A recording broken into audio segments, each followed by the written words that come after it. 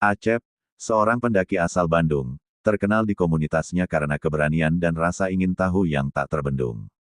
Sudah banyak gunung dan hutan ia jelajahi, namun satu tempat selalu menggoda rasa penasarannya, hutan alas Purwo di Banyuwangi, konon, tempat paling angker di Pulau Jawa.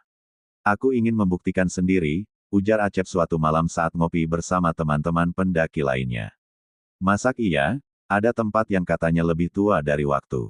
Lo gila, Cep, kata Rama, sahabatnya. Banyak yang masuk sana, hilangnya berbulan-bulan, bahkan ada yang nggak balik sama sekali. Tapi Acep tak gentar. Seminggu kemudian, dengan ransel penuh logistik, peta tua yang ia dapat dari internet, dan satu kamera dokumentasi, ia berangkat sendirian. Tak ada yang mau ikut. Perjalanan awal terasa biasa. Gerbang hutan disambut suara jangkrik dan desir angin. Tapi begitu matahari mulai tergelincir ke barat, suasana berubah. Kabut turun pelan, menggulung batang-batang pohon seperti kabut dalam mimpi buruk. Pohon-pohon terasa makin rapat. Acep tak sadar bahwa ia mulai melenceng dari jalur peta. Kompasnya berputar tak menentu. GPS-nya tak bisa menangkap sinyal. Lalu datang suara itu. Samar, seperti rintihan dari dalam tanah. Esip, dia menoleh. Tak ada siapa-siapa. Siapa di sana? Sunyi. Hanya suara daun kering yang diinjak, tapi bukan oleh dia. Saat malam benar-benar turun, Acep sadar ia tak tahu lagi di mana dirinya berada. Ia tersesat, dan itu baru awal dari segalanya. Langit malam di alas Purwo terasa jauh lebih pekat dari hutan manapun yang pernah Acep lewati. Tidak ada bintang, bahkan bulan pun seperti enggan menampakkan wajahnya. Hanya kabut tebal yang melayang di antara pepohonan, bergerak seperti makhluk hidup. Acep membuka tenda kecilnya di dekat pohon besar yang bentuknya melengkung aneh seperti sosok manusia yang membungkuk. Ia nyalakan lampu kepala dan mencatat di buku lognya. Hari pertama, aku merasa jalur mulai melenceng. GPS tak berfungsi. Suhu turun drastis. Seperti ada yang memperhatikan. Tapi siapa? Ia mencoba tidur. Namun ketika matanya mulai terpejam, mimpi itu datang. Dalam mimpinya, ia berdiri di tengah padang rumput yang terbakar. Dari kejauhan, seorang wanita berambut panjang dan mengenakan kain putih lusuh berdiri sambil menatapnya. Wajahnya tak terlihat jelas, hanya dua bola mata merah terang. Acep, suaranya menggema. Kenapa kau masuk wilayah kami? Ia ingin berlari, tapi tubuhnya kaku. Ia ingin berteriak, tapi suaranya hilang. Wanita itu melangkah maju, 1, 2, 3 langkah. Tiba-tiba, api melahap rerumputan dan membentuk huruf-huruf aneh di tanah. Seperti mantra, lalu semuanya gelap. Acep terbangun dengan nafas tersengal. Keringat membasahi lehernya, padahal suhu luar sangat dingin. Ia segera keluar dari tenda, dan hatinya mencelos. Jejak kaki, banyak, berputar-putar mengelilingi tendanya. Tapi anehnya, jejak itu bukan mengarah pergi. Semuanya mengarah datang, ke tendanya. Ia menelusuri jejak itu beberapa meter, hingga sampai pada sebuah pohon besar yang berlubang. Lubangnya cukup besar untuk orang dewasa masuk. Dan di atas lubang itu, ada ikat kepala kain merah. Itu milik temannya dulu, Rangga. Pendaki yang hilang di alas Purwo 3 tahun lalu. Gila, nggak mungkin, gumam Acep sambil menggenggam kain yang masih basah seolah baru dijatuhkan. Di kejauhan, terdengar suara tertawa kecil, seperti anak-anak bermain. Tapi tak ada anak-anak di sini. Tak mungkin. Acep kembali ke tenda dengan pikiran kalut. Tapi saat ia membuka resleting, tendanya sudah berubah bentuk. Bukan tenda miliknya, tapi seperti tenda tua, compang camping, dan berlumut. Seolah-olah, telah duduk di situ selama bertahun-tahun. Dalam kantong tidurnya, tergeletak foto lusuh, foto hitam putih yang menunjukkan 3 pendaki. Salah satunya adalah Acep, tapi ia belum pernah mengambil foto itu. Acep berdiri mematung di depan tendanya yang berubah bentuk. Jemarinya gemetar saat menyentuh kain tenda yang kini terasa kasar, bau lembabnya menusuk hidung seperti aroma ruangan tua yang telah dikunci selama puluhan tahun. Ini bukan tenda gue, bisiknya. Lebih kepada diri sendiri daripada siapapun. Ia menarik napas dalam-dalam dan melangkah mundur. Namun baru beberapa langkah menjauh, terdengar suara dari balik semak. Tenda itu milik mereka yang lupa jalan pulang. Acep sontak menoleh. Seorang pria berdiri di antara rimbunan pohon, wajahnya tirus dan berjanggut lebat. Bajunya lusuh, rambutnya gimbal acak-acakan. Tapi mata pria itu tajam, seperti menyimpan terlalu banyak kenangan. Siapa lo? Tanya Acep curiga. Pria itu melangkah pelan, lalu duduk di atas akar pohon besar. Nama gue Bayu. Terakhir kali gue lihat dunia luar, tahun 2008. Tapi entah kenapa, waktu di sini jalan lambat. Gue pikir baru beberapa minggu. Acep menelan ludah. 2008. Sekarang itu, 17 tahun lalu. Bayu tertawa pendek, suaranya kering. Iya, tapi entah kenapa di sini, pagi dan malam kadang datang bareng. Kadang nggak datang sama sekali. Hutan ini bukan cuma hutan, Cep. Ini simpul, penghubung. Penghubung apa? Dunia manusia dan dunia yang lebih tua. Tempat di mana para penunggu lama masih tinggal, menunggu tamu. Acep memutar otak. Ini sudah terlalu aneh. Ia membuka logbook kecilnya, tapi halaman-halaman di dalamnya kosong. Tulisan yang ia catat semalam sudah lenyap. Bayu menunjuk ke langit. Lihat bintang-bintang itu. Ada satu yang selalu bergerak sendiri. Acep memandang ke langit. Betul, satu cahaya kecil, bukan pesawat, melayang pelan ke timur, lalu berhenti, lalu kembali lagi ke barat, seolah mengamati. Setiap orang yang tersesat di sini, kata Bayu pelan, pasti masuk ke satu dari 3 wilayah gaib. Kamu, Cep, udah masuk ke wilayah kacau waktu. Disinilah para pelintas waktu terkubur. Mereka tidak tua, tapi mereka lupa bagaimana menjadi muda. Acep menunduk. Tangannya refleks membuka lipatan kain merah yang ia temukan tadi. Di ujungnya ada bordiran nama samar, Rangga Prasetya. Bayu menatapnya lama. Rangga, dia masuk duluan sebelum gue. Dia yang ngajarin gue bertahan. Tapi waktu mulai memakan dia. Sekarang, dia bukan lagi manusia. Acep terpaku. Bayu berdiri. Lo masih bisa keluar. Tapi lo harus nyari gerbang timur. Bukan gerbang yang lo masukin tadi. Gerbang timur hanya muncul saat kabut paling tebal. Dan lo harus minta izin pada penunggu. Penunggu siapa? Bayu menatap dalam. Dia yang menjaga batas. Yang diberi nama oleh mereka yang lupa suara sendiri. Tapi kalau lo dengar suara anak kecil tertawa, jangan ikuti. Itu bukan anak-anak. Itu pemanggil. Tiba-tiba, terdengar suara ranting patah. Bayu langsung menoleh cepat. Cep, cepat. Masuk ke lubang pohon itu. Jangan tanya apa-apa, masuk sekarang juga. Acep, yang panik, mengikuti kata-kata Bayu dan melompat ke dalam lubang pohon besar di sebelahnya. Dunia seketika menjadi gelap, lalu suara-suara gaib menggema dari segala arah. Gelap menyelimuti Acep saat tubuhnya masuk ke dalam lubang pohon. Tapi ini bukan gelap biasa, ini gelap yang hidup, yang menggema suara-suara yang tak seharusnya terdengar. Ada tawa, ada bisikan, dan langkah kaki yang datang dari segala arah. Acep, suara itu muncul lagi. Kali ini jelas, dekat, dan terasa seperti bergema dari balik tengkoraknya sendiri.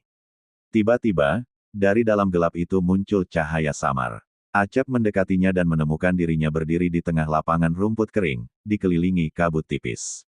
Tapi ini bukan dunia nyata. Ia tahu itu. Di hadapannya, berdiri 3 sosok. Salah satunya, Rangga. Wajahnya pucat, matanya kosong, dan tubuhnya setengah tertutup oleh ranting-ranting yang tumbuh dari dadanya. 2 sosok lainnya tidak dikenalnya, namun wajah mereka penuh luka dan kegelapan. Rangga melangkah pelan ke arahnya. Lo datang juga, akhirnya, ucapnya datar.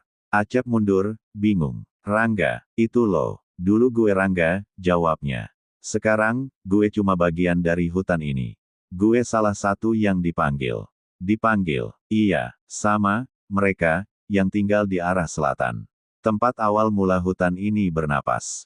Dulu gue pikir bisa keluar. Tapi setiap kali mau pergi, gue ditarik balik. Karena waktu gue di dunia udah habis, Cep. Tapi lo masih punya waktu. Rangga menunduk, lalu menatap Acep dengan serius. Dengar baik-baik. Kalau lo dengar suara tawa anak kecil dari arah selatan, itu bukan suara anak kecil. Itu pemanggil. Mereka penggoda. Mereka nyamar jadi orang yang pernah lo kenal. Lo bakal lihat wajah-wajah masa lalu lo. Jangan percaya. Acep gemetar. Gimana gue bisa keluar dari sini? Cari gerbang timur, kayak yang Bayu bilang. Tapi hati-hati, ada penjaga bayangan yang nunggu di dekat sana. Lo harus bawa satu benda yang berasal dari dunia nyata untuk buka gerbang itu. Acep membuka ranselnya, semuanya tampak berubah jadi usang dan lusuh. Tapi dari salah satu kantong kecil, ia menemukan batu kecil yang diberi ibunya sebelum berangkat, batu akik berwarna kehijauan, warisan kakeknya. Rangga menatap batu itu. Batu itu bisa jadi kunci. Tapi siap-siap kehilangan sesuatu kalau lo maksa keluar. Tiba-tiba, kabut menggulung, dan suara tawa anak kecil menggema dari kejauhan. Acep, main yuk. Acep, Rangga langsung memegangi bahu Acep. Itu mereka. Jangan noleh. Jangan gerak. Jangan jawab. Tapi suara itu makin dekat. Dari balik kabut, muncul sosok kecil, menyerupai adik Acep yang sudah meninggal bertahun-tahun lalu, Rian. Mas Acep, ayo pulang. Mama nunggu. Hati Acep tercabik. Ia ingin memeluk adiknya, ingin menangis. Tapi ia ingat ucapan Rangga. Ia pejamkan mata, menggenggam batu akik erat-erat, dan berbisik, lo bukan Rian, lo bukan adik gue. Sekejap kemudian, terdengar suara teriakan melengking. Sosok anak kecil itu berubah, tubuhnya memanjang, matanya membelah jadi 3, dan giginya seperti gergaji. Ia melesat ke arah Acep, tapi, brak, Acep terjatuh, dan mendapati dirinya sudah tidak lagi di lapangan kabut. Kini ia berada di sebuah lorong sempit penuh akar dan suara tangisan. Tubuhnya terbaring di tanah, dan di sampingnya berdiri Bayu, pucat dan terluka parah. Cep, lo berhasil keluar dari lorong bayangan, tapi kita dikejar sekarang. Penjaga bayangan tahu lo bawa kunci. Dari kejauhan, terdengar suara berdengung, seperti gabungan suara lebah, raungan binatang, dan jeritan manusia. Dan dari arah selatan, muncul kabut hitam yang bergerak, dan sesuatu yang sangat besar berjalan di dalamnya. Kabut hitam makin mendekat. Suara dengung yang aneh itu menghantam gendang telinga Acep, membuatnya mual. Bayu menarik lengannya paksa. Cep, lari. Jangan tengok ke belakang. Jangan pikirin apapun kecuali siapa diri lo. Mereka berlari menyusuri lorong akar yang makin menyempit. Nafas Acep tercekat. Setiap langkah seperti ditarik mundur oleh kekuatan tak terlihat. Seperti tanah itu sendiri menolak mereka untuk pergi. Dari balik kabut, terdengar suara berbisik. Lupakan dirimu, Acep. Biarkan kami menjaga ingatanmu. Biarkan kami ganti tempatmu. Dan perlahan, Acep mulai lupa. Ia terhenti. Pandangannya kosong. Aku, siapa aku? Bisiknya. Bayu menoleh, panik. Ia berlari balik, mengguncang tubuh Acep. Lo Acep. Lo pendaki dari Bandung. Lo punya ibu yang kasih lo batu akik ini. Lo suka kopi hitam. Lo naik gunung gede waktu SMA. Tapi Acep hanya menatap kosong. Wajahnya pucat, seperti kapas yang habis dicuci hujan. Dari belakang mereka, makhluk itu muncul perlahan. Tinggi, hitam, tak berbentuk. Tapi di tubuhnya menempel ratusan wajah manusia, semuanya bergerak, menjerit, tertawa, menangis. Suara-suara itu berasal dari mulut-mulut di tubuhnya. Bayu menggigit bibir, merogoh kantongnya, lalu mengambil cermin kecil retak. Maaf, Acep, ini satu-satunya cara. Ceklek, cermin itu ia arahkan ke wajah Acep. Pantulan wajah Acep muncul, tapi aneh. Dalam pantulan itu terlihat siluet seorang wanita tua berdiri di belakangnya. Wanita itu tersenyum, dan berkata, "Kau cucuku, pulanglah, Acep." Mata Acep berkedip, lalu lagi. Kemudian ia terengah-engah, seperti baru bangun dari mimpi buruk. Bayu, apa yang barusan? Lo hampir ditarik jadi bagian penjaga bayangan. Mereka makhluk yang makan identitas. Begitu lo lupa siapa diri lo, mereka bakal pakai tubuh lo buat manggil orang lain. Dari kejauhan, penjaga bayangan mengeluarkan suara yang menyayat. Ia mundur pelan, lalu lenyap ke dalam kabut. Bayu terduduk lemas. Darah mengucur dari pelipisnya. Aku gak bisa bantu lama-lama, Cep. Tenaga gue udah mau habis. Acep membantu Bayu bangkit. Lo ikut gue keluar. Kita bareng-bareng cari gerbang timur. Bayu tersenyum lirih. Enggak, Cep. Gerbang timur gak bisa dibuka oleh yang udah kehilangan waktu. Acep menatapnya kosong. Maksud lo? Bayu mengangkat tangan. Di kulitnya terlihat retakan seperti tanah kering. Lalu serpihan kecil dari tubuhnya mulai rontok, seperti debu. Aku udah terlalu lama di sini. Aku cuma bisa bimbing lo sampai perbatasan gerbang timur. Setelah itu, lo sendiri. Acep ingin protes, tapi Bayu mengangkat tangan. Masih ada satu penjaga terakhir sebelum gerbang. Yang paling kuat, penunggu pintu timur. Makhluk. Bayu menggeleng. Bukan makhluk. Manusia. Pendaki pertama yang pernah berhasil keluar, tapi memilih kembali. Sekarang dia jadi penjaga gerbang. Dia cuma izinkan orang keluar, kalau bisa mengalahkan dia, bukan secara fisik, tapi secara batin. Karena dia akan jadi bayangan terdalam dari diri lo sendiri. Acep hanya bisa menatap kosong, beban baru menggantung di dadanya. Mereka mulai berjalan lagi, ke arah matahari yang tak pernah terbit. Di atas kepala mereka, langit mulai mengeluarkan suara gemeretak. Langkah Acep dan Bayu menyusuri lorong hutan yang semakin sunyi. Tak ada lagi suara serangga. Tak ada lagi gemerisik daun. Seolah hutan menahan napas, menyaksikan ujian terakhir yang akan segera tiba. Kabut perlahan menipis, menyingkap sebuah tanah lapang dengan batu besar di tengahnya. Batu itu rata, seperti pernah dipahat, dan di atasnya duduk seorang pria berpakaian lusuh. Pria itu mendongak, menatap Acep dan Bayu. Wajahnya mirip Acep, sama, identik, hanya saja matanya lebih kelam, lebih dalam, lebih lelah. Bayu berhenti. Dia, Acep melangkah pelan. "Siapa lo?" tanyanya, meski jawabannya sudah ia duga. Pria itu bangkit, berdiri tegak. Suaranya tenang tapi tajam. "Aku adalah semua keputusan yang lo sesali. Aku adalah tiap rasa bersalah yang lo pendam. Aku adalah bagian lo, yang ingin tinggal di sini selamanya." Acep terpaku. Dadanya sesak. Bayu bicara lirih, "Itu penunggu pintu timur. Tapi bukan makhluk lain. Itu lo, dalam versi terburuk lo." Sosok itu, bayangan Acep, melangkah maju. "Lo pikir perjalanan ini soal melawan makhluk gaib? Enggak, Cep. Ini soal diri lo sendiri. Lo pengen keluar, tapi lo masih nyimpan banyak luka. Banyak hal yang lo tolak akui." Ia menjentikkan jarinya. Mendadak, kabut di sekeliling membentuk adegan-adegan masa lalu. Acep melihat bayangan ibunya, duduk di dapur menangis, memandangi foto dirinya. Ia melihat adiknya, Rian, masih kecil, tersenyum, lalu berubah pucat saat ditabrak motor, peristiwa yang selama ini Acep simpan rapat sebagai rasa bersalah, karena hari itu ia membiarkan Rian bermain sendirian. Ia melihat wajah teman-temannya yang dulu menahannya agar tidak ke alas Purwo. Wajah mereka kini diselimuti kesedihan dan amarah. Bayangan Acep mendekat. "Selama lo gak bisa terima semua itu, lo gak akan bisa keluar. Lo bukan cuma tersesat di hutan, Cep. Lo tersesat di hati lo sendiri." Acep menunduk, lututnya lemas. Tapi tiba-tiba, ia merogoh saku jaketnya. Batu akik, warisan kakeknya, masih ada di genggamannya. Batu itu hangat, seolah menyalurkan kekuatan dari orang-orang yang masih menunggunya pulang. Dengan suara lirih, Acep berkata, "Gue gak sempurna, tapi gue gak akan terus lari dari semuanya." Ia menatap versi gelap dirinya. "Aku yang dulu, yang pengecut, yang egois, cukup sampai di sini. Gue mau pulang." Tanah berguncang. Langit terbelah oleh kilat. Batu besar di tengah lapangan retak perlahan, lalu pecah, mengeluarkan pintu batu yang tertutup lumut dan akar. Bayu tersenyum samar. Gerbang timur. Bayangan Acep menatapnya untuk terakhir kali, lalu perlahan berbalik, berjalan ke arah hutan dan menghilang di balik pepohonan. Kini tinggal Acep dan Bayu. Bayu menoleh, wajahnya mulai rapuh. Retakan di kulitnya semakin dalam. "Akhir perjalanan gue sampai sini, Cep. Lo harus jalan sendiri." Acep menggenggam bahunya. "Lo ikut gue." Bayu menggeleng pelan. "Tubuh gue udah nggak utuh lagi. Tapi ingatan gue, akan tetap hidup kalau lo bisa keluar dan cerita tentang semua ini." Acep tak mampu menahan air mata. "Makasih, Bayu." Bayu tersenyum, dan seperti debu diterbangkan angin, tubuhnya menghilang, menyatu bersama tanah dan akar-akar pohon. Acep berdiri sendiri di depan gerbang timur. Ia meletakkan batu akik di celah ukiran pintu, dan pintu itu bergetar.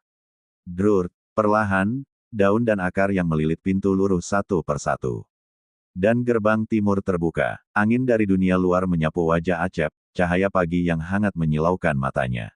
Langkah pertama keluar, terasa seperti lahir kembali.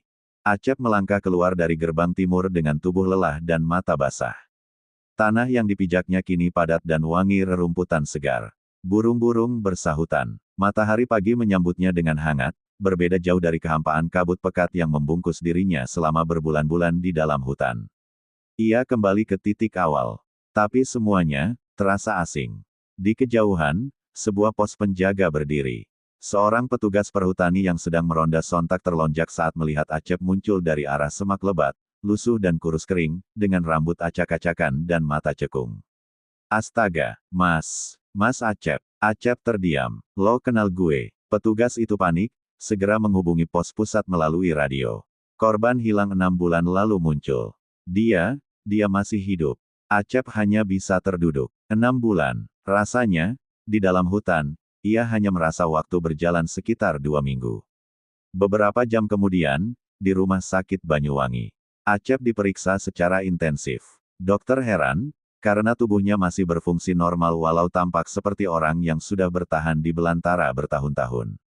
Yang lebih aneh, tidak ada luka serius, tidak ada infeksi, tidak ada keracunan makanan, padahal ia tak membawa cukup logistik. Psikolog datang menyapa. Kamu yakin tidak ada yang kamu ingat selama 6 bulan di dalam sana? Acep hanya bisa menatap keluar jendela. Di langit sore itu, ia melihat sesuatu yang membuatnya menggigil. Cahaya kecil yang melayang sendiri. Seperti yang dilihatnya di dalam alas Purwo. 3 minggu kemudian, Acep pulang ke rumah ibunya di Bandung. Sang ibu menangis memeluknya, tak henti-henti bersyukur. Namun, ada yang berbeda dalam hidup Acep kini. Malam hari, ia sulit tidur. Setiap ia pejamkan mata, ia melihat lorong akar, wajah-wajah para pendaki yang tersesat, dan Bayu tersenyum dari kejauhan. Pagi hari, ia sering melihat bayangan seseorang berdiri di pojok kamarnya, tapi saat ia menoleh, tak ada siapa-siapa. Dan yang paling mengerikan, ia bisa mendengar suara-suara dari balik tanah. Bisikan halus, seperti suara bayangan Acep yang dulu. Kita belum selesai, Cep. Lo keluar, tapi belum benar-benar bebas. Acep mulai menulis buku tentang pengalamannya. Ia ingin menceritakan kisah Bayu, kisah Rangga, dan semua yang terperangkap di sana. Tapi setiap kali ia menyentuh lembar terakhir, halaman itu lenyap, kosong. Batu akik pemberian ibunya kini menghitam perlahan, seolah menyerap energi dari tempat lain. Dan malam itu, saat hujan deras mengguyur atap rumah, Acep mendengar suara dari ruang tamu. Suara tawa anak kecil, pelan, menggema. Mas Acep, ayo main lagi. Tubuhnya kaku, jantungnya berdegup keras. Ia tahu suara itu. Itu suara Rian, adik yang telah meninggal. Tapi Acep tahu, itu bukan Rian. Itu pemanggil. Acep menatap ruang tamu dari celah pintu kamarnya. Lampu rumah padam. Hanya cahaya kilat sesekali menerangi bayangan di balik tirai. Mas Acep, ayo main lagi. Suara itu begitu akrab, begitu menyayat, tapi juga salah. Itu bukan suara adiknya. Itu tiruan, seperti pemanggil di dalam alas Purwo. Ia tahu satu hal, jika ia membuka pintu kamarnya sekarang, ia memberi izin pada sesuatu untuk masuk. Tangannya bergetar saat meraih batu akik yang kini mulai menghitam. Batu itu bergetar lemah, seperti memberi peringatan. Lo bukan Rian, gumam Acep. Dan lo nggak berhak di sini. Tiba-tiba, suara tawa itu berubah jadi raungan. Bayangan di balik tirai menjulang, membesar, melengkung, membentuk sosok dengan tangan panjang menyentuh lantai dan kepala kecil seperti tengkorak bayi. BRAAKKK. Semua jendela pecah bersamaan. Hujan deras menyerbu masuk. Dan mendadak, semua kembali sunyi. Acep berdiri mematung di tengah rumah porak-poranda. Keesokan paginya, Acep menemui seseorang yang selama ini ia hindari, Bu Indri, ibu dari Rangga, pendaki yang hilang di alas Purwo, yang kini Acep tahu telah menjadi bagian dari hutan. Wajah Bu Indri tampak layu, tapi matanya bersinar saat melihat Acep. Anak saya ketemu, Cep. Tanyanya pelan. Acep menunduk. Air matanya menetes. Dia masih ada, tapi gak bisa pulang. Dia yang nolong saya. Bu Indri tersenyum samar. Ibu tahu. Malam sebelum kamu keluar dari hutan, Rangga datang di mimpi ibu. Dia bilang kamu yang bisa cerita ke dunia luar, tentang mereka yang terjebak. Lalu Bu Indri menyerahkan sebuah buku tua ke Acep. Sampulnya bertuliskan, Gerbang-gerbang Gaib Nusantara, Jejak Pengembara Waktu. Acep membuka halaman tengah. Di sana ada sebuah peta kabur, dengan titik merah menyala di Jawa Timur, alas Purwo. Tapi ada titik merah lain. Di daerah Sumatera Barat, Kalimantan Tengah, dan Sulawesi Selatan. Semuanya disebut sebagai wilayah terikat. Di bawahnya, satu catatan tertulis dengan tinta pudar. Siapapun yang berhasil keluar dari satu wilayah, akan menjadi kunci bagi wilayah lainnya, atau pengikat baru.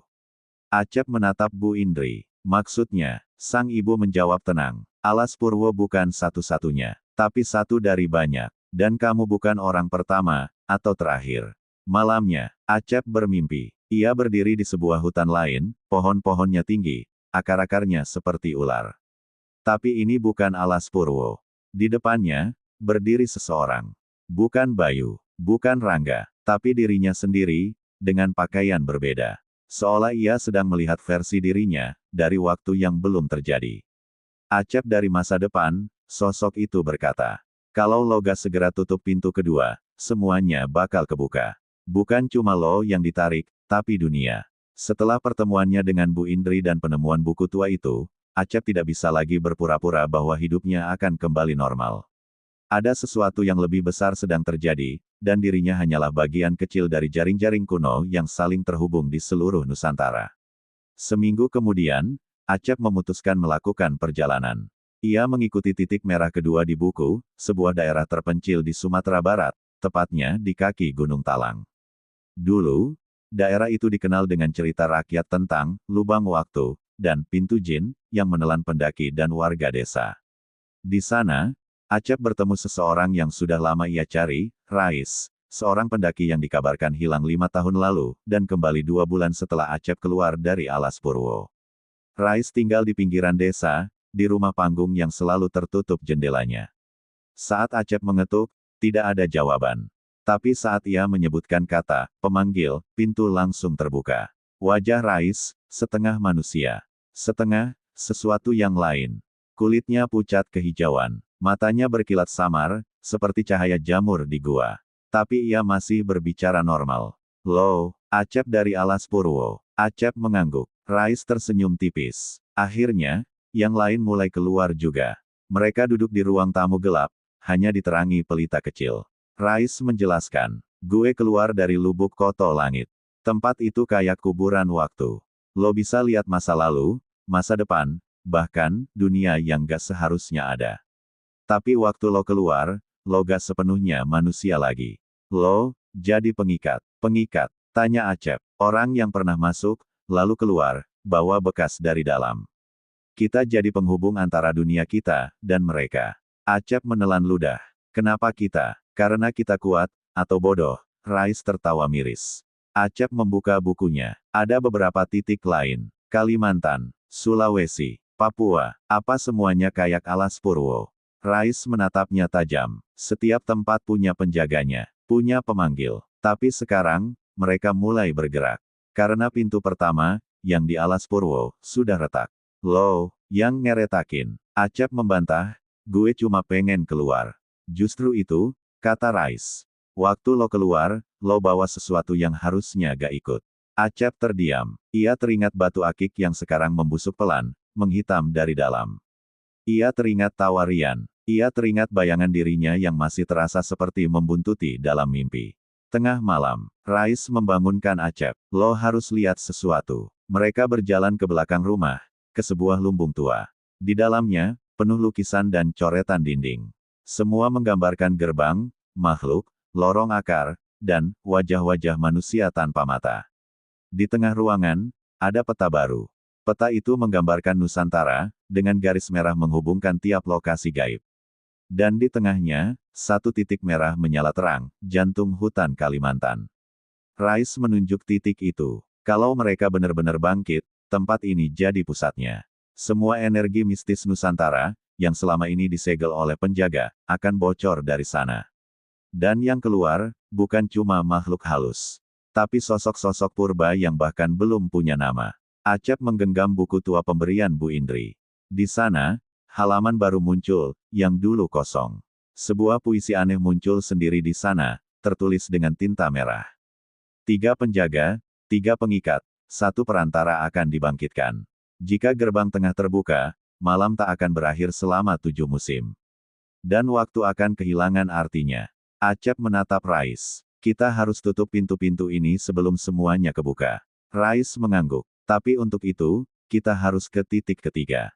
Kalimantan. Perjalanan Acep dan Rais menuju Kalimantan Tengah bukan sekadar perpindahan lokasi, ini adalah perburuan menuju jantung kekuatan yang selama ini hanya disebut dalam legenda, dibisikkan oleh dukun tua, dan ditakuti oleh para penjaga adat hutan tengah, tempat semua gerbang gaib bermuara. Mereka tiba di sebuah desa terpencil bernama Tumbang Tujang, letaknya jauh dari sinyal, peradaban, dan bahkan peta resmi.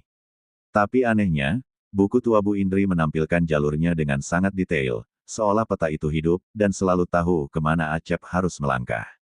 Hari keempat pencarian, mereka akhirnya tiba di batas hutan tengah. Udara berubah drastis, bukan dingin atau panas, tapi hampa. Tak ada suara binatang, tak ada angin, bahkan dedaunan seolah membeku di udara.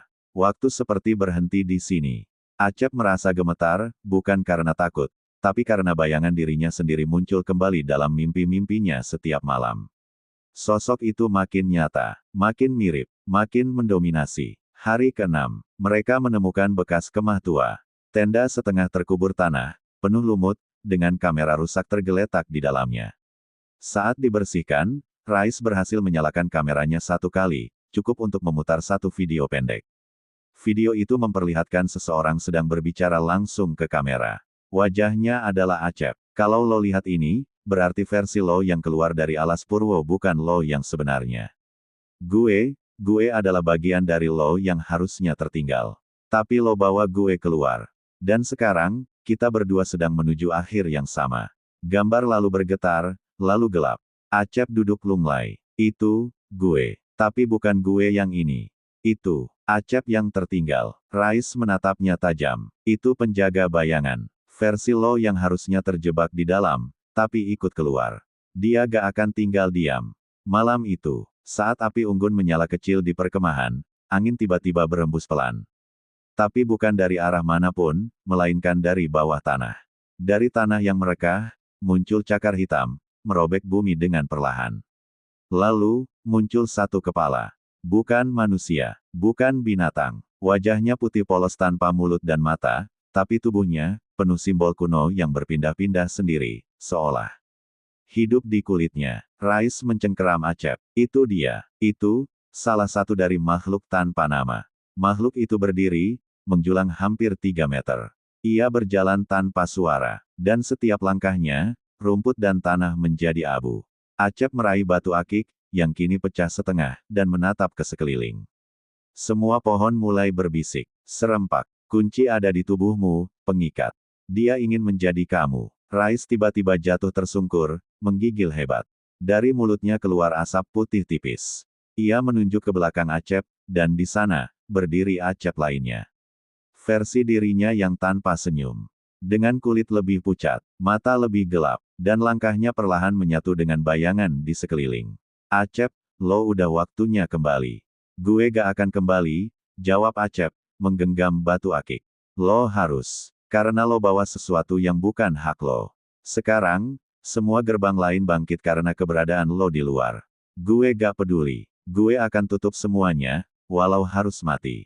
Sosok Acep lainnya tersenyum, dan membuka telapak tangannya.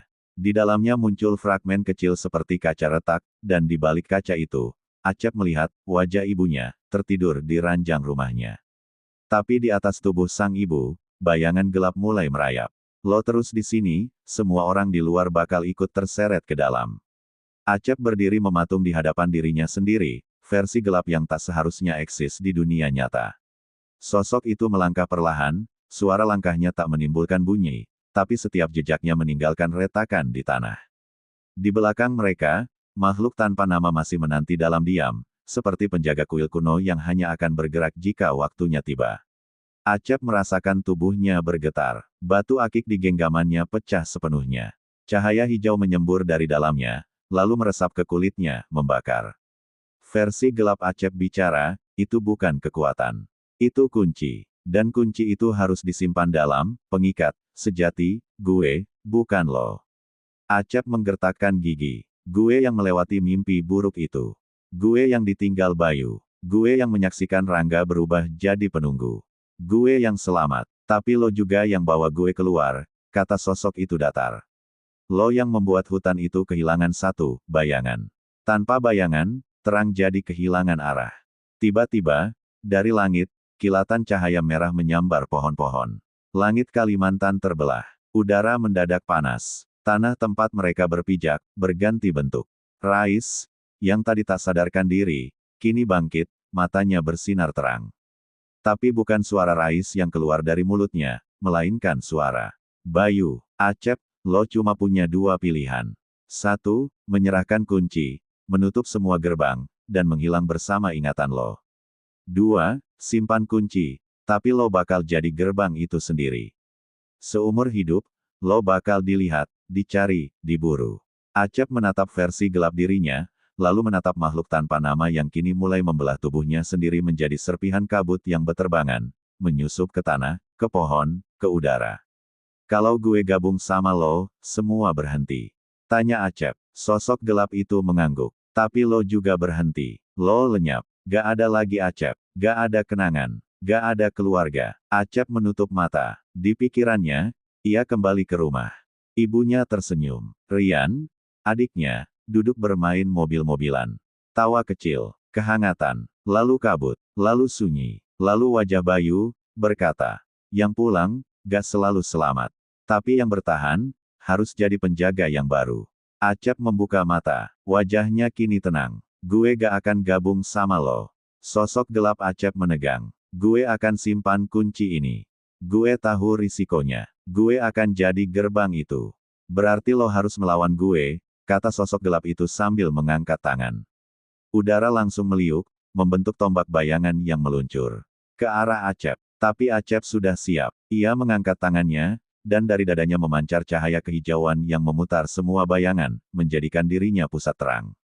BRAAK. Tabrakan energi menciptakan gempa. Seluruh hutan tengah berteriak. Makhluk tanpa nama melenguh, dan menguap ke udara seperti kabut pagi yang terbakar mentari.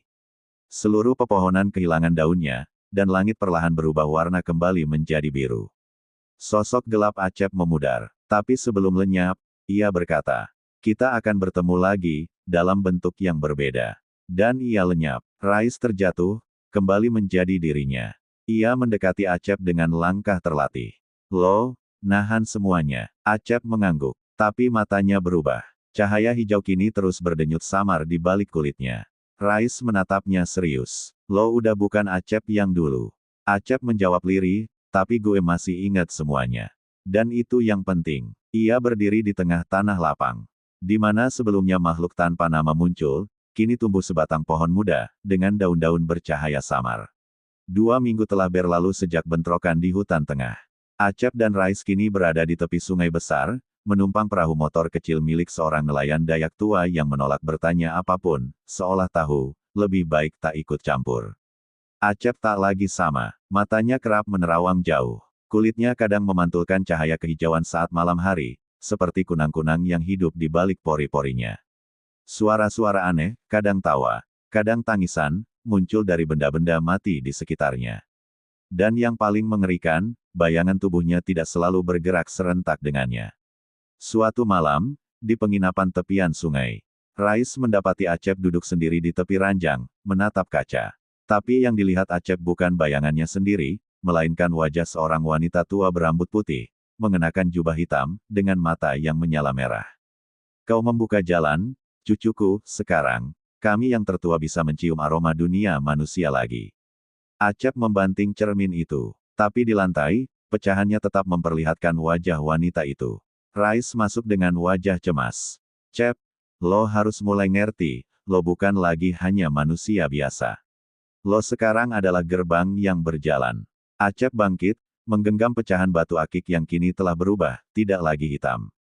Batu itu transparan, tapi di dalamnya berputar kabut berwarna hijau dan ungu. Kalau gue gerbang, kata Acep lirih, berarti apapun yang dekat sama gue bisa ketarik masuk. Rais mengangguk berat. Itu sebabnya kita gak bisa balik ke rumah. Ke orang-orang, lo akan jadi magnet bagi mereka yang selama ini tersegel. Acep menutup mata. Wajah ibunya muncul di benaknya, duduk di dapur, memanggil namanya sambil membawa teh hangat. Apa gue harus ninggalin semuanya? Enggak, kata Rais, tapi lo harus mutusin sekarang. Mau bertahan sebagai manusia, atau terima takdir sebagai penjaga antar dua dunia. Pagi itu mendung, tapi langit bukan kelabu. Langit berubah merah lembut, seperti senja yang dipaksa muncul pagi-pagi. Nelayan, anak-anak, dan warga sekitar mulai bicara tentang mimpi-mimpi aneh. Mereka semua bermimpi berada di hutan, mendengar suara akar merayap, dan tangisan bayi dari dalam tanah. Salah satu warga, seorang wanita tua, datang kepada Acep sambil gemetar.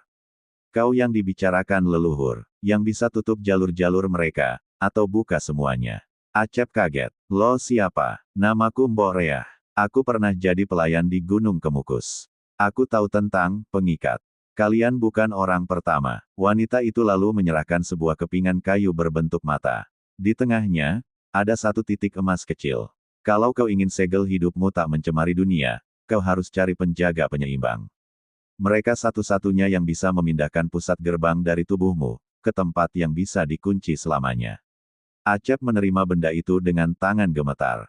Rais bertanya, di mana penjaga penyeimbang itu sekarang? Mbok Reah menatap langit. Di timur jauh. Di Pulau Buton. Mereka tersembunyi di bawah tanah batu kapur. Tapi, mereka bukan manusia biasa. Malam itu, Acep tak bisa tidur. Ia menatap bekas cermin yang ia pecahkan. Dan untuk pertama kalinya, bayangan dirinya bicara kepadanya lagi. Mereka pikir lo bisa menutup semua pintu. Tapi pintu yang lo buka, bukan buat ditutup. Tapi buat dilalui. Lalu bayangan itu tertawa, dan dari balik tubuh Acep sendiri, tangan hitam perlahan merayap keluar. Perjalanan menuju Pulau Buton bukan sekadar pelayaran fisik. Bagi Acep, setiap mil laut yang ia lewati terasa seperti bergerak mendekati takdir yang tak bisa ditolak. Selama perjalanan, Acep mulai merasa aneh. Suara ombak seperti berbisik dalam bahasa yang ia pahami, meski tak tahu bagaimana. Kadang, burung-burung laut yang melintas membentuk pola geometris di langit. Membentuk simbol-simbol yang sama seperti yang dilihatnya di tubuh makhluk tanpa nama. Rais yang ikut bersamanya mulai menunjukkan gejala perubahan juga. Wajahnya semakin tirus, kulitnya mulai mengilap seperti sisik halus, dan tiap malam ia berbicara sendiri, dalam bahasa yang bahkan Acep tidak mengerti. 3 hari kemudian, mereka tiba di Buton. Mereka disambut oleh seorang pria tua dengan pakaian serba putih dan mata buta. Namanya Puang Toma, salah satu dari penyeimbang tertua. Selamat datang, pengikat, ucapnya tanpa ragu. Kami sudah menunggumu selama 2 musim hujan. Acep langsung bertanya, apa kalian bisa bantu gue, memindahkan gerbang ini? Puang Toma tersenyum. Bisa. Tapi tidak tanpa harga. Mereka dibawa ke sebuah gua besar di tengah hutan batu kapur, tempat para penyeimbang bermeditasi. Ruangan itu dipenuhi lukisan purba yang bergerak saat disentuh cahaya lentera. Di salah satu dinding, tergambar jelas sosok mirip Acep sedang dikejar oleh 3 makhluk bertanduk, dengan tulisan kuno di bawahnya yang berarti. Gerbang akan memilih tuannya, tapi hanya cahaya yang bisa menaklukkan bayangannya sendiri. Di sana, Acep menjalani ritual yang disebut pemindahan cahaya. Tujuannya, memindahkan inti kekuatan dari dalam tubuhnya ke pilar cahaya, artefak gaib yang mampu menyimpan energi dimensi lain secara stabil. Namun saat proses berlangsung, tiba-tiba tanah bergetar. Lentera padam. Salah satu penyeimbang, seorang perempuan muda bernama Randu, berteriak. Ada yang masuk. Dia bukan dari sini. Dari ujung gua, bayangan besar merayap. Sosok itu berdiri, tinggi, hitam legam, matanya menyala merah, dan berbicara dengan suara Rais. Tapi Acep tahu, itu bukan Rais. Acep, makhluk itu berkata, ritual ini bohong. Mereka hanya ingin menyerap kekuatanmu dan jadi gerbang itu sendiri. Mereka bukan penjaga, mereka pemburu. Para penyeimbang langsung membentuk lingkaran, menciptakan perisai cahaya. Tapi satu orang berkhianat. Randu, yang tadi memperingatkan bahaya, menusukkan tongkat perak ke pilar cahaya. Pilar itu pecah, memercikkan kilatan hijau dan ungu ke segala arah. Puang Toma jatuh terduduk. Dia pengikat lama yang gagal. Dia, yang membuka gerbang di Sulawesi dulu. Randu tertawa. Wajahnya berubah, separuh manusia, separuh asap hitam. Mata dan bibirnya menghilang, berganti dengan ratusan mata kecil. Acep, terlalu kuat, tapi juga terlalu takut. Rais, yang asli, muncul dari balik reruntuhan, berdarah tapi masih hidup. Cep, lo harus serap ulang kekuatan itu. Jangan biarkan mereka rebut semuanya. Acep, dengan tubuh terguncang dan darah menetes dari telinga, berdiri menatap pecahan pilar cahaya. Energi dari dalamnya berhamburan, dan mulai diserap oleh Randu. Tanpa pikir panjang, Acep menerjang pecahan pilar, dan seluruh energi itu kembali masuk ke dalam tubuhnya. Brak, ledakan cahaya menghancurkan sebagian dinding gua. Cahaya hijau menyembur ke langit malam. Randu lenyap, tapi tanda di tubuh Acep makin kuat. Kini, Urat-urat di leher dan tangannya bersinar samar, berdenyut seperti aliran akar pohon. Puang Toma, dengan napas tersisa, berkata pelan. Kamu sudah tak bisa lepas lagi. Tapi kamu bisa memilih, siapa yang akan kamu izinkan lewat. Malam itu, di luar gua, Acep menatap langit. Ia sadar satu hal, tak ada yang bisa memegang kekuatan ini tanpa menjadi bagian dari dunia gaib itu sendiri. Ia bukan hanya pengikat, kini ia adalah gerbang utama. Dan satu suara terdengar dalam hatinya. Waktunya untuk kembali ke tempat asal semua gerbang, Gunung Padang. Semua gerbang yang ada di Indonesia ternyata berpusat pada satu titik kuno, Gunung Padang. Di sana, Acep akan menemukan sejarah sebenarnya para pengikat, penyeimbang, dan pemanggil. Tapi ia juga akan menghadapi pilihan akhir, tutup semua gerbang selamanya, atau buka satu gerbang terakhir yang tak bisa ditutup lagi. Hening. Angin pegunungan menyentuh wajah Acep saat ia berdiri di depan jalur setapak menuju Gunung Padang, Cianjur, lokasi megalitikum tertua di Indonesia, yang kini sepi dan dijaga oleh waktu dan doa-doa kuno yang nyaris dilupakan. Acep tidak sendiri. Ia ditemani Rais, yang kini setengah tubuhnya telah berubah seperti kulit kayu tua akibat paparan energi dari hutan tengah, dan juga seorang sosok misterius bernama Wira, pria muda berjubah putih yang muncul saat mereka masih di Pulau Buton. Wira mengaku sebagai cucu dari pemanggil pertama. Ia bukan manusia biasa. Di matanya, terpantul masa lalu yang bahkan belum tercatat di batu prasasti manapun. Pagi itu, saat kabut masih menggantung di lereng Gunung Padang, Wira menunjuk ke sebuah celah batu di sisi barat yang tertutup semak-semak. Gerbang pertama dibuka di sini, ribuan tahun lalu, saat langit masih bisa bicara dengan bumi. Dan Acep, kau bukan yang pertama, tapi bisa jadi kau yang terakhir. Acep mengangguk. Langkahnya mantap, meski tubuhnya sudah dipenuhi simbol hidup, urat-urat bercahaya, mata yang kadang berubah bentuk, dan telapak tangan yang bisa membakar tanah saat menyentuhnya. Mereka masuk ke celah itu. Di dalamnya, sebuah ruang batu membentang seperti perut bumi. Dan di tengahnya, berdiri pilar hitam berkilau, pilar yang sama seperti yang dilihat Acep dalam mimpinya, saat Bayu pertama kali memanggilnya di Alas Purwo. Disinilah segalanya bermula. Wira membuka gulungan kain putih dan meletakkan 5 pecahan batu akik dari penjuru Nusantara, termasuk satu dari Acep yang kini nyaris transparan. Kalau kau ingin tutup semua gerbang, letakkan tanganmu di atas batu ini. Tapi ingat, gerbang bukan hanya pintu keluar masuk makhluk gaib. Ia juga tempat memori manusia, rasa duka, trauma, dan harapan yang tak pernah selesai. Rais bertanya, kalau dia tutup semua, apa yang terjadi dengan Acep? Wira menatap mereka berdua. Dia akan lenyap, bukan mati, tapi dilupakan oleh dunia, seolah tak pernah ada. Acep terdiam lama. Ia memejamkan mata, melihat ibunya, melihat Rian, melihat Bayu tersenyum, melihat semua yang pernah dikorbankannya. Dan ia membuka mata, lalu berkata pelan, gue gak akan nutup semuanya. Wira dan Rais terkejut. Gue akan buka satu gerbang terakhir. Tapi bukan untuk makhluk masuk ke dunia kita. Tapi untuk kita, yang tersesat, untuk bisa pulang. Rais menunduk, dan tersenyum. Lo bener, selama ini, kita pikir semua yang masuk ke dunia mereka gak bisa kembali. Tapi lo buktiin, kadang, cahaya bisa balik. Acep meletakkan tangannya di pilar. Seluruh ruangan gemetar. Simbol-simbol kuno menyala di dinding. 5 batu akik mengambang di udara, lalu berputar cepat dan menyatu menjadi bola cahaya raksasa yang menyatu ke dalam dada Acep. Langit di luar berubah. Matahari meredup. Kabut mendidih dari tanah. Seluruh tempat sakral di Indonesia, Luk Ulo, Alas Purwo, Danau Matano, hutan Bukit Soeharto, bergetar bersamaan. Makhluk-makhluk gaib yang selama ini mengintai di batas antara dunia mundur perlahan, seolah merasa kekuatan baru tengah menyusun ulang keseimbangan. Dan di dunia nyata, para orang hilang yang selama ini tak ditemukan, muncul satu persatu. Termasuk Rangga. Ia ditemukan oleh warga di kaki Gunung Lawu. Bingung, lelah, tapi hidup. Ia hanya mengucapkan satu kalimat. Acep, udah pulangin gue. Di Gunung Padang, Acep terbaring. Tubuhnya perlahan menghilang. Rais menangis. Wira menunduk penuh hormat. Tapi sebelum lenyap sepenuhnya, suara Acep terdengar. Kalau ada orang yang hilang, jangan cari jasadnya dulu. Cari jiwanya. Di dunia yang kembali tenang, batu akik Acep jatuh, dan pecah menjadi 7 serpihan. Tersebar di Berbagai tempat sakral menunggu, karena walau gerbang utama sudah diamankan, dunia gaib tak pernah sepenuhnya tertutup. 3 bulan telah berlalu sejak Acep lenyap di Gunung Padang. Dunia kembali seperti semula, atau setidaknya, kelihatan begitu. Namun bagi Rais, hidup tak pernah benar-benar kembali normal. Ia tinggal di rumah panggung sederhana di lereng Gunung Merapi, menjalani hidup sebagai penulis cerita rakyat, padahal di balik itu ia tengah menyusun dokumen rahasia berisi kejadian-kejadian supranatural pasca insiden gerbang.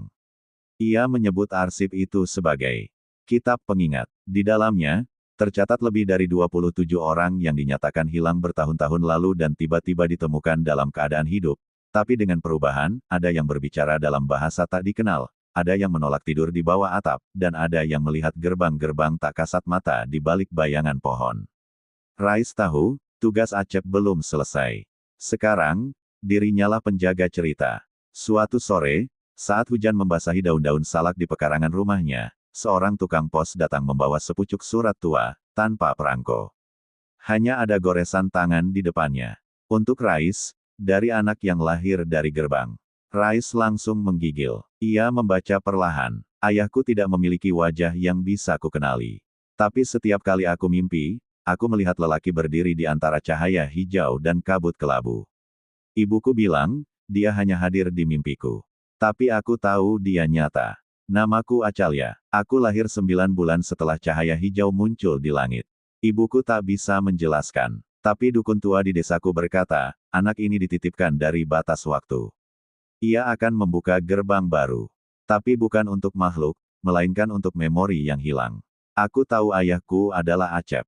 Dan aku tahu, hanya kau yang bisa mengajariku tentang dunia yang dulu dia lindungi. Rais membaca surat itu berulang kali.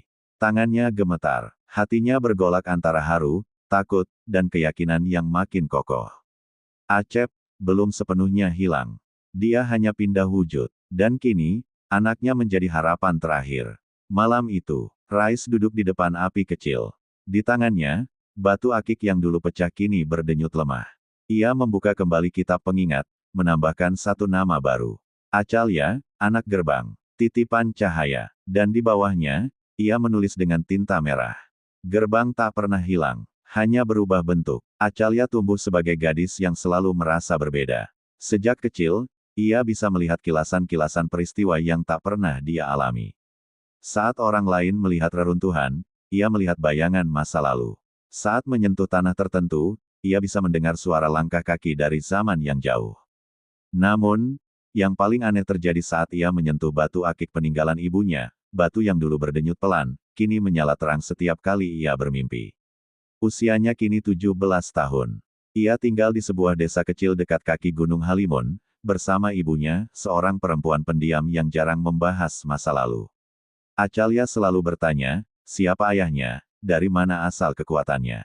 Ibunya hanya menjawab, ayahmu dari dunia yang tak bisa dijelaskan. Tapi dia pernah menyelamatkan dunia kita. Malam hari, Acalya bermimpi. Ia berada di dalam lorong batu yang sepi. Cahaya kehijauan menyala di dinding. Di ujung lorong, berdiri seorang pria dengan punggung menghadapnya. Rambutnya kusut, tubuhnya terluka, tapi ia berdiri tegak. Dan Acalya tahu, itu ayahnya, Acep. Saat ia hendak memanggil, sosok itu berbalik, tapi wajahnya diselimuti kabut. Lalu sosok itu berkata, Acalya, waktu sudah berputar. Gerbang mulai bergerak lagi. Tapi kali ini, bukan aku yang dijadikan jembatan. Melainkan kau. Jangan percaya semua yang menyebut dirinya penjaga. Keesokan harinya, Acalya pergi ke kota. Dan bertemu seseorang yang telah mengiriminya undangan tertulis, Rais. Rais kini sudah berusia hampir 40 tahun. Tubuhnya kurus, namun sorot matanya masih menyala dengan keyakinan. Ia menyambut Acalya di rumahnya di Jogja, rumah yang penuh dengan buku, lukisan makhluk gaib, dan peta-peta energi. Kau sangat mirip ayahmu, kata Rais. Apa benar, dia sudah tiada? Tidak, Acep tidak mati. Dia menjadi bagian dari sesuatu yang lebih besar. Dan sekarang, kau adalah perpanjangan dari kehendaknya. Rais menunjukkan kitab pengingat. Di dalamnya tertulis semua yang telah terjadi sejak Acep menghilang. Acalya membacanya dengan tangan gemetar, seolah menemukan jati dirinya yang selama ini tersembunyi. Lalu Rais membuka satu halaman terakhir, yang hanya bisa dibuka dengan sentuhan Acalya. Saat ia menyentuhnya, huruf-huruf muncul perlahan. Gerbang ketujuh belum dibuka, tapi ia akan memilih pewaris yang lahir dari darah dan cahaya. Dialah yang akan menentukan akhir, dunia bersatu, atau waktu berhenti. Malam itu, Acalya duduk di halaman belakang rumah Rais, di bawah pohon beringin tua. Angin berembus pelan. Dari kegelapan, muncul seorang pria muda mengenakan jas panjang usang. Wajahnya asing, tapi ada sesuatu yang membuat Acalya menggigil. Pria itu tidak punya bayangan. Kau Acalya. Acalya bangkit. Siapa kamu? Namaku Karna. Aku sudah menjaga ayahmu sejak dia menghilang. Dan aku tahu, kau adalah anak gerbang terakhir. Kenapa kamu muncul sekarang? Karena gerbang yang tak pernah dibuka, mulai membuka dirinya sendiri. Tapi bukan karena manusia. Tapi karena, sesuatu dari dalam sudah terlalu lama ingin keluar. Pulau Marsegu tak tercantum di banyak peta. Terletak di antara hamparan laut tenang di Maluku Utara, pulau ini dikenal hanya lewat bisik-bisik nelayan tua, tempat waktu terlipat dan roh-roh menunggu untuk kembali. Hutan lebat menutupi hampir seluruh permukaannya, dan tak ada hewan yang hidup di sana. Tidak satu pun. Disinilah Karna membawa Acalya, menyusuri lautan dalam perahu kayu kecil, hanya berdua. Hari keempat mereka di pulau. Acalya mulai merasakan gangguan waktu. Malam bisa datang hanya 10 menit setelah pagi. Lalu siang tiba kembali dalam kedipan mata. Jejak kaki mereka kadang hilang, kadang muncul lebih dulu dari langkah mereka. Karna menjelaskan, gerbang ketujuh bukan hanya penghubung dunia nyata dan gaib, tapi juga penghubung dimensi waktu yang belum selesai ditulis. Itulah sebabnya, gerbang ini tak pernah dibuka.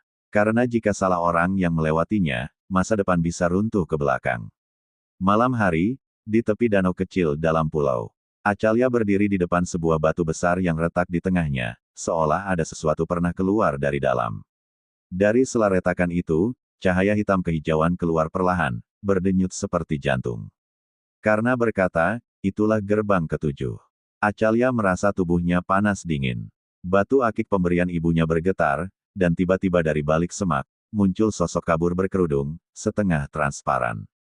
Putri Cahaya, kau datang terlambat.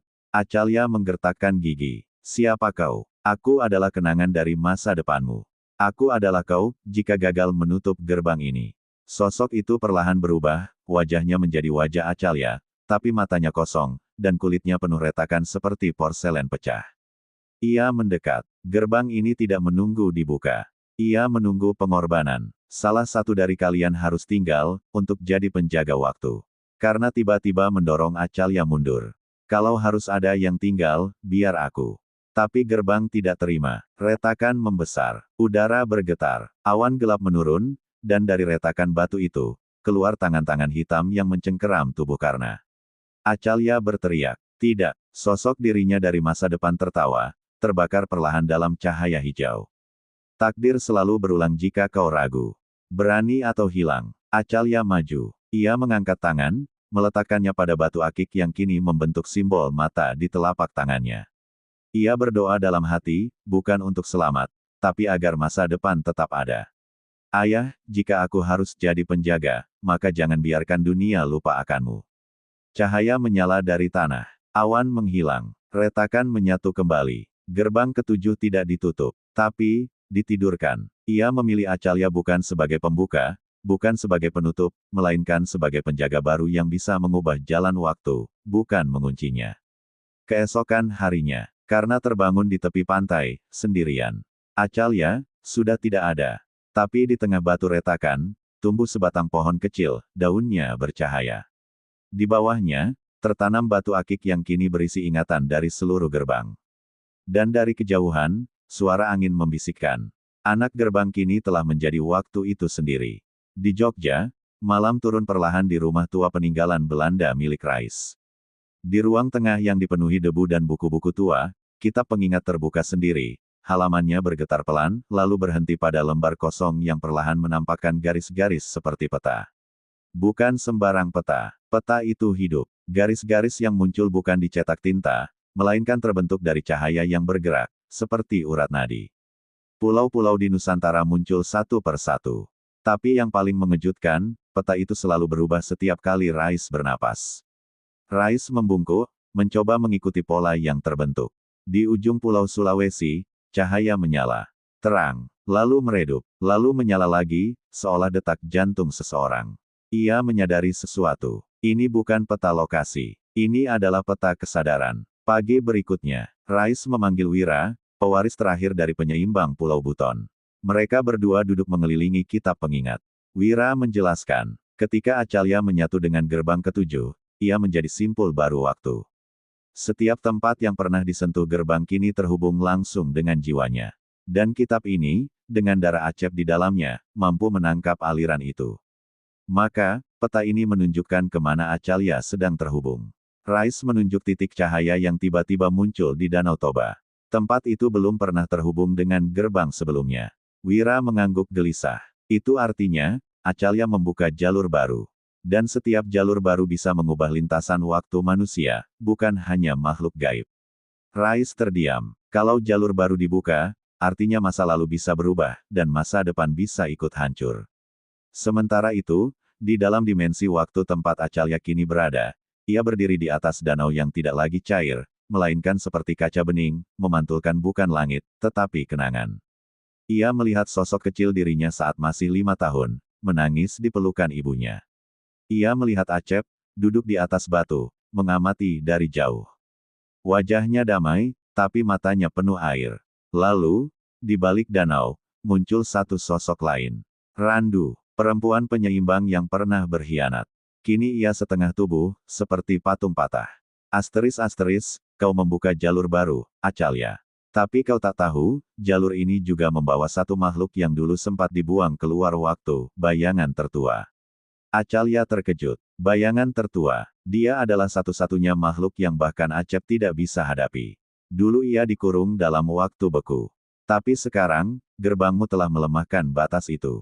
Dan dari balik kabut kaca danau, muncul bayangan raksasa, tubuhnya tinggi seperti menara, dengan 5 wajah yang semuanya berbalik arah, masa lalu, masa kini, masa depan, mimpi, dan penyesalan. Makhluk ini adalah musuh yang bahkan para penjaga zaman dahulu tidak mampu bunuh, hanya menyegelnya dalam waktu beku. Kini ia bergerak, mengikuti jalur yang dibuka oleh Acalya. Untuk menghentikannya, Acalya harus masuk ke dalam 5 versi dirinya sendiri di 5 waktu berbeda, dan memutus semua kemungkinan keberadaan makhluk itu di setiap jalur. Bayangan itu berdiri diam dan sunyi, namun setiap helaan nafasnya menggetarkan seluruh alam kaca di sekitar Danau Toba versi dimensi waktu. Acalya menatap tubuh makhluk itu, tinggi menjulang, berbalut kabut kelam, dengan 5 wajah berputar perlahan, masing-masing menghadap arah waktu yang berbeda. Wajah 1, masa lalu, menangis tanpa suara. Wajah 2, masa kini, tanpa mata, tanpa mulut.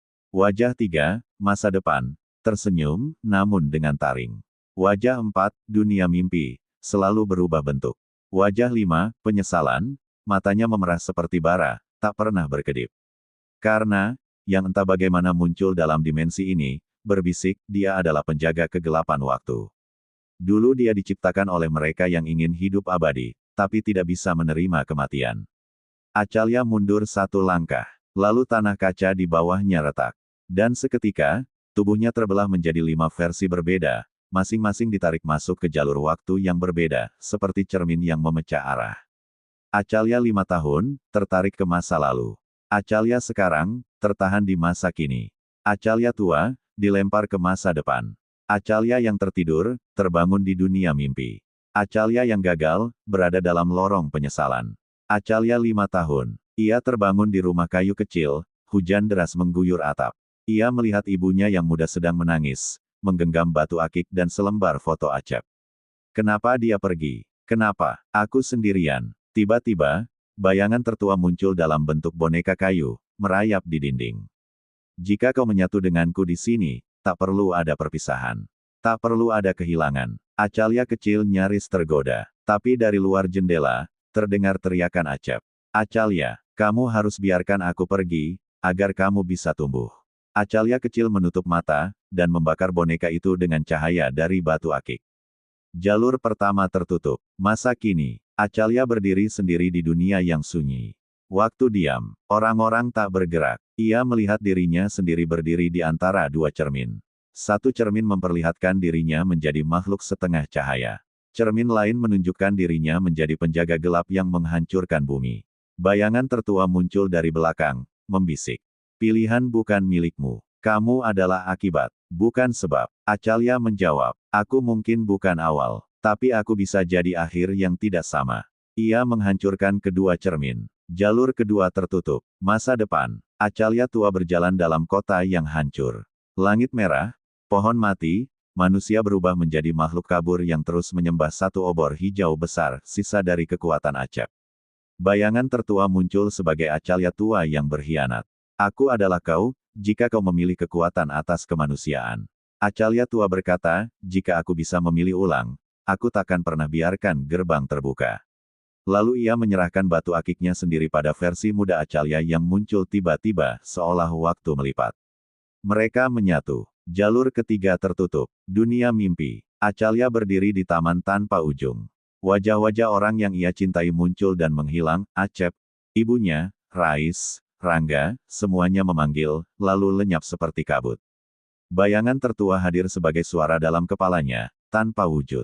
Tinggal di sini saja, tak ada rasa sakit, tak ada kehilangan, hanya ilusi bahagia. Acalya tersenyum. Ilusi bukan rumah. Aku mau rasa sakit, karena itu nyata.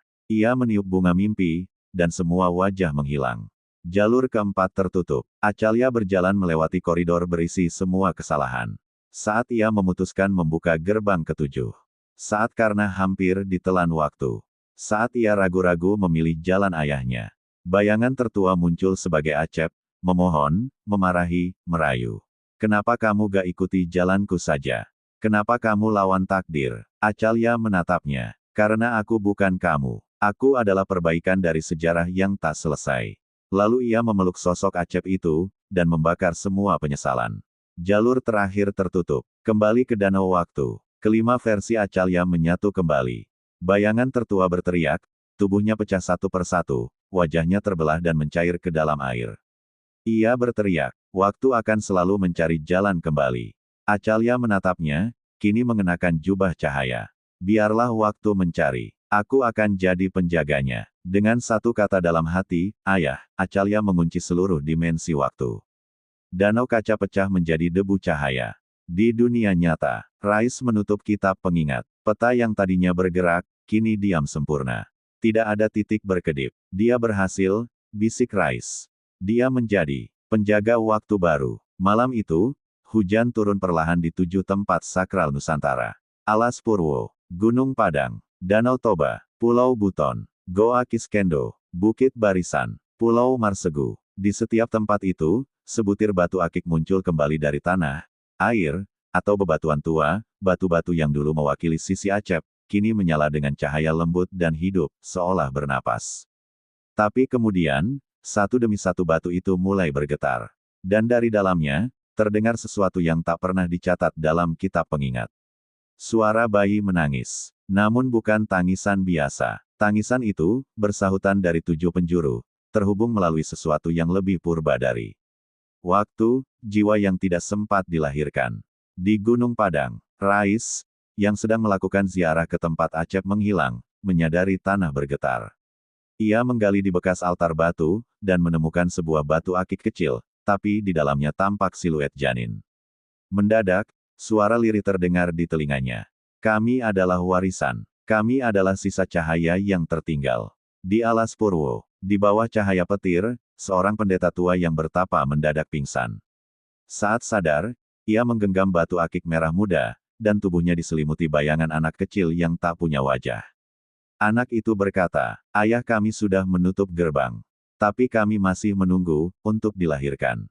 Rais menemukan petunjuk mengejutkan. Dalam salah satu halaman tersembunyi kitab pengingat, tertulis simbol kuno yang hanya muncul saat 7 batu aktif bersamaan.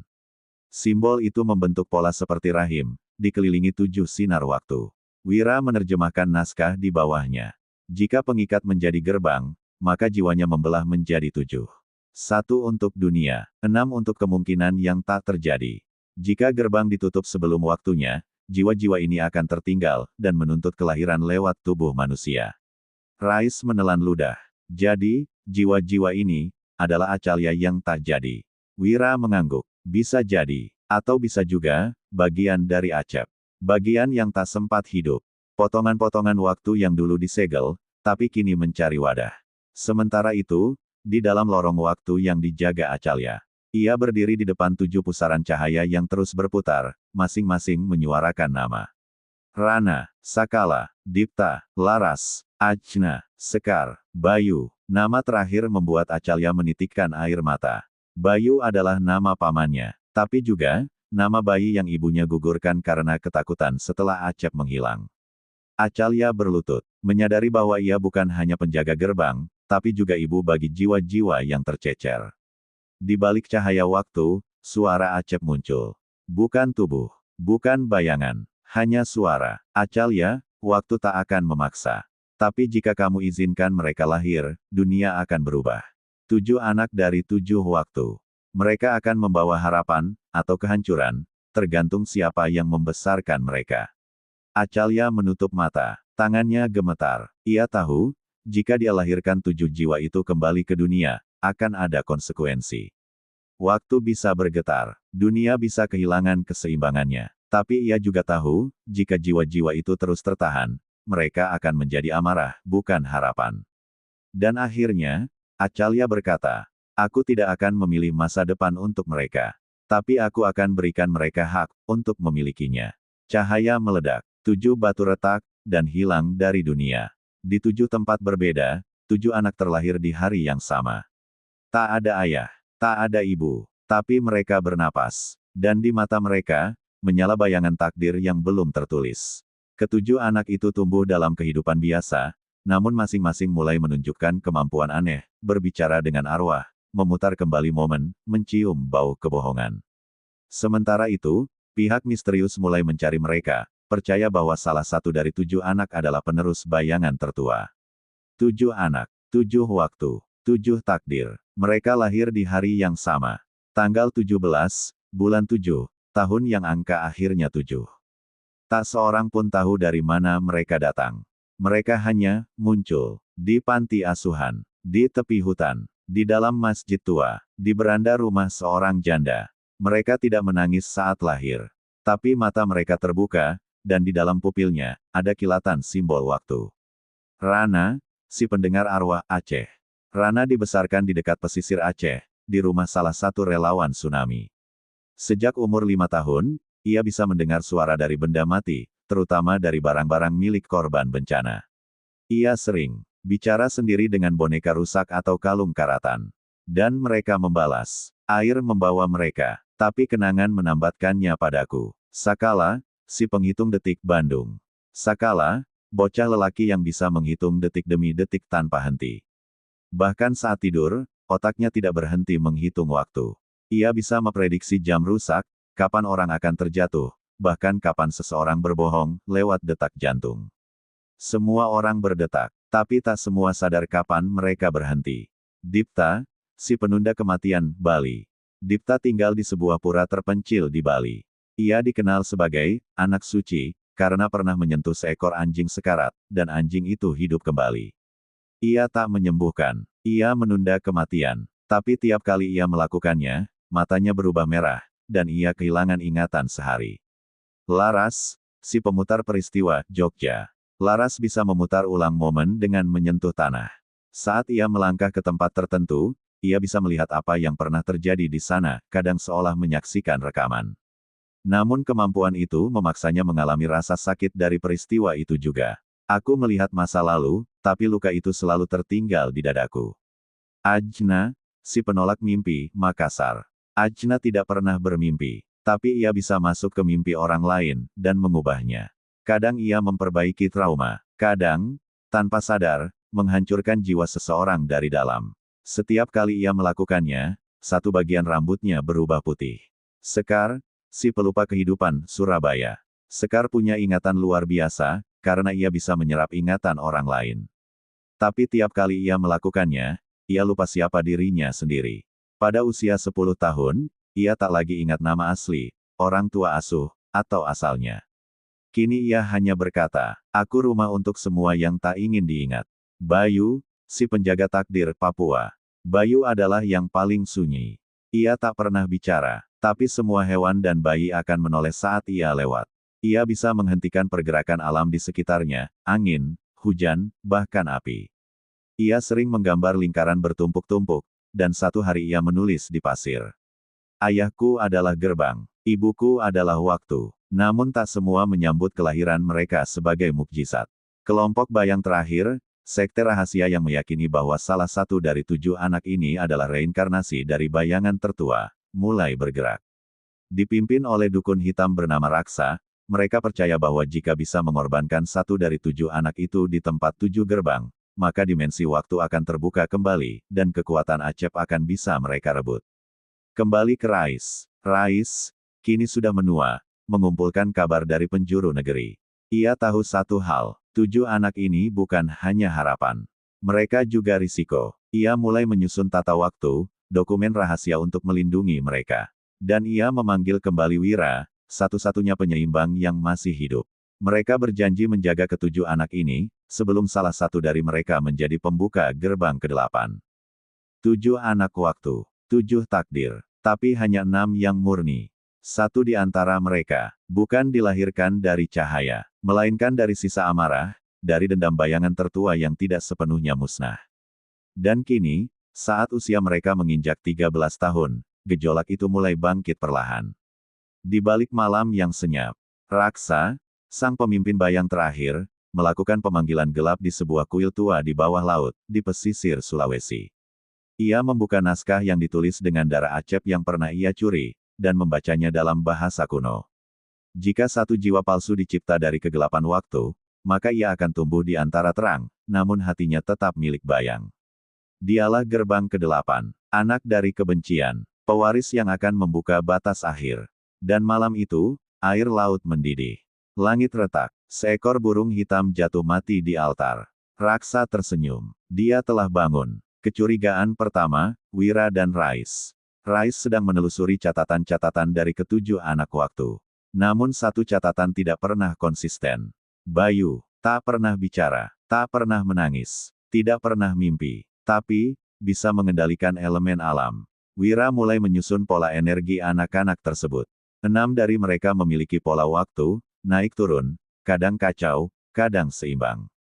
Tapi Bayu, polanya lurus, diam, seperti waktu yang berhenti. Dan hanya satu makhluk yang punya pola seperti itu. Bayangan tertua. Sementara itu, di hutan Lawrence, Papua, Bayu duduk sendirian di bawah pohon, menggambar lingkaran demi lingkaran di tanah. Seekor ular mendekatinya, tapi tidak menyerang. Burung hantu hinggap di bahunya. Kabut turun, dan suara seorang pria tua terdengar di telinganya. Waktunya, anakku, gerbang harus kau buka. Yang ke-6 telah menjadi penjaga. Maka yang ke-8 harus menjadi penghapus. Bayu menatap tangannya. Dari telapak tangannya, keluar kabut hitam. Ia tak terkejut. Dia sudah tahu sejak lahir, dia bukan seperti yang lain. Kembali ke Jogja, rumah Rais. Rais memanggil Wira, menghadap ke kitab pengingat yang kini tak bisa dibuka halamannya. Seseorang telah menulis ulang waktu, kata Rais. Bayu, jawab Wira. Rais menghela napas. Atau, makhluk yang menyamar sebagai Bayu. Mereka tahu, jika Bayu membuka gerbang ke-8, waktu akan kacau. Semua batas antara dimensi, mimpi, masa lalu dan arwah, akan runtuh. Dan dunia akan masuk ke dalam, zaman tanpa arah, masa di mana segala kejadian bisa terjadi dalam satu waktu. Tidak ada urutan, tidak ada sebab akibat, tidak ada masa depan. Bayu memilih. Di atas gunung Cyclops, Bayu berdiri di depan batu tua yang terbelah. Ia menatap langit. Di sekelilingnya, semua hewan menjauh. Ia mengangkat kedua tangan. Waktu di sekitarnya berhenti. Bayu menutup matanya, dan dalam bisikan lirih, ia berkata, "Aku bukan anak waktu. Aku adalah waktu yang ditinggalkan." Tanah terbelah. Langit terbelah. Dan dari dalam bumi, keluar gerbang terakhir, gerbang ke-8. Gerbang itu tidak seperti sebelumnya. Tidak berupa cahaya, tidak berupa batu, tapi mata raksasa, terbuka lebar di tengah tanah, melihat ke atas. Dan mata itu, milik waktu itu sendiri. Setelah Bayu membuka gerbang ke-8, segalanya mulai berjalan tanpa urutan. Matahari terbit 2 kali dalam sehari. Orang tua tiba-tiba menjadi bayi saat tengah berbicara. Bangkai ikan berubah menjadi fosil di pagi hari, lalu hidup lagi di sore harinya. Seorang wanita di Jakarta melahirkan dirinya sendiri. Dunia memasuki zaman tanpa arah, masa ketika sebab dan akibat tak lagi berpasangan. Sejarah jadi cerita hantu. Ramalan jadi berita kemarin. Rais terjebak dalam waktu sendiri. Di rumahnya, Rais menyadari dirinya hidup dalam 3 versi sekaligus. Ia sedang menulis catatan. Ia sedang tidur. Ia sedang mati, di pojok ruangan, tubuhnya sendiri terbaring kaku. Wira berteriak dari luar rumah, "Rais, kamu harus bangun di waktu yang benar." Tapi Rais tahu, waktu yang benar, sudah tidak ada. Acalya kembali. Dalam pusat lorong waktu yang telah ia kunci, Acalya mendengar retakan. Batu akik di telapak tangannya, yang semula tenang, sekarang berdarah. 7 pusaran waktu yang pernah ia jaga, kini berputar ke arah berbeda. 1 pusaran, yang dulu kosong, telah terbuka, gerbang ke-8. Bayu, dia tahu. Bayu bukan jahat, tapi Bayu adalah bentuk kehilangan yang tidak sempat ditangisi. Dan kini, amarah itu menjelma dalam tubuh anak 13 tahun yang terlalu sunyi, dan terlalu kuat. Di dunia fisik, Bayu mengendalikan arah waktu. Bayu berjalan perlahan menyusuri dunia yang berantakan. Setiap langkahnya, membalikkan kenyataan. Hutan tua menjadi padang baru lahir. Kota runtuh berubah menjadi kota purba. Bangunan masjid dan gereja saling bertukar bentuk. Manusia berubah menjadi jejak kemungkinan. Tapi Bayu menangis. Aku tidak tahu harus kemana. Karena aku tidak pernah diberi arah. Pertemuan terakhir, Acalya dan Bayu. Acalya muncul di tengah kekacauan, dalam bentuk cahaya yang patah. Tubuhnya berkilau, namun matanya redup. Ia telah kehilangan banyak kekuatan untuk menjaga semua jalur waktu. Di depan gerbang ke-8 yang menyerupai mata raksasa, Acalya berdiri di hadapan Bayu. "Bayu, kau tidak salah. Tapi kau harus tahu, dunia ini tidak bisa hidup tanpa arah." Bayu menunduk. "Lalu kenapa aku diciptakan dari kegelapan?" Acalya mendekat. "Karena bahkan waktu butuh bayangan, untuk tahu kemana cahaya harus jatuh." Akhir zaman tanpa arah. Acalya menawarkan satu pilihan kepada Bayu. "Gabung denganku. Kita akan menyatu. Menjadi waktu baru. Bukan terang. Bukan gelap. Tapi penjaga keseimbangan." Bayu menangis. Untuk pertama kalinya. Lalu, memeluk Acalya. Saat mereka bersatu, gerbang ke-8 tertutup sendiri. Mata raksasa itu menutup, dan menghilang dari bumi. Langit berhenti bergetar. Lautan tenang. Dan waktu kembali berdetak. Di dunia nyata, Rais terbangun. Tubuhnya satu. Wira menatap langit dan tersenyum. 7 anak kembali, namun kini tinggal 6. Bayu sudah tiada, tapi kehadirannya tetap terasa. Di puncak gunung, angin membawa bisikan. "Aku bukan arah. Tapi aku telah belajar untuk memilih jalanku sendiri." 2 dekade telah berlalu sejak dunia hampir tenggelam dalam kekacauan waktu. Zaman tanpa arah kini hanya tercatat dalam kitab waktu, yang disimpan dalam tempat tersembunyi oleh Rais dan Wira. Acalya dan Bayu tak pernah ditemukan lagi. Tapi mereka masih hidup, di dalam arah waktu yang kini lebih bijaksana. 6 anak yang tersisa. 6 anak waktu tumbuh dan memilih jalan berbeda. Rana jadi pengembara spiritual, mampu bicara dengan arwah dan menyambungkan pesan-pesan para leluhur ke generasi baru. Sakala bekerja dalam pengendali sistem cuaca global, memanfaatkan pengukur detik alami dalam tubuhnya. Dipta membangun klinik penderita kritis di daerah terpencil, mampu memberi mereka waktu tambahan untuk hidup. Laras menjadi pelukis kenangan, menggambar momen-momen sejarah yang tak pernah terekam kamera. Ajna membimbing para korban trauma melalui mimpi, menjadi tabib mimpi pertama di dunia. Sekar menjadi penjaga perpustakaan jiwa, menyimpan ingatan orang-orang sebelum kematian, agar bisa diwariskan dengan utuh. Mereka tidak menguasai dunia, mereka menjaganya. Kelahiran yang aneh. Tahun ke-21 setelah penutupan gerbang ke-8. 14 bayi lahir bersamaan di berbagai belahan dunia. Mereka semua sehat, tapi satu hal membuat mereka unik. Tak ada tanggal lahir yang bisa ditetapkan. Hari, bulan, tahun berubah-ubah setiap kali. Dicatat, Rais, kini tua renta, hanya bisa berbisik ketika membaca laporan. Ini bukan anak waktu. Ini, anak ruang. Langit terbelah sekali lagi. Suatu malam, di seluruh dunia, langit berubah sebentar menjadi peta bintang yang bergerak. Bukan rasi bintang biasa, melainkan garis-garis seperti urat, membentuk sesuatu yang mirip peta, tapi hidup. Rais memanggil Wira, yang kini menggantikan posisi penyeimbang. Ini bukan peta tempat. Ini adalah peta keputusan. Setiap titiknya bukan lokasi, tapi pilihan yang belum diambil. Peta itu muncul di kitab waktu. Tapi tak bisa dibuka oleh siapapun. Kecuali keturunan mereka yang pernah membuka gerbang. Akhir dan awal, satu pesan terakhir muncul di halaman belakang kitab waktu. Tertulis dalam tulisan acep, seolah ditulis bertahun-tahun sebelumnya, tapi baru muncul sekarang. Gerbang bukan untuk dibuka atau ditutup. Gerbang adalah pengingat bahwa kita punya kehendak untuk memilih jalan sendiri. Jika dunia kembali keliru, jangan salahkan waktu. Tapi lihat ke dalam, sudahkah kau menjaga cahaya dan bayang dalam dirimu sendiri? Penutup, di sebuah bukit sunyi, seorang anak kecil duduk menggambar lingkaran di tanah.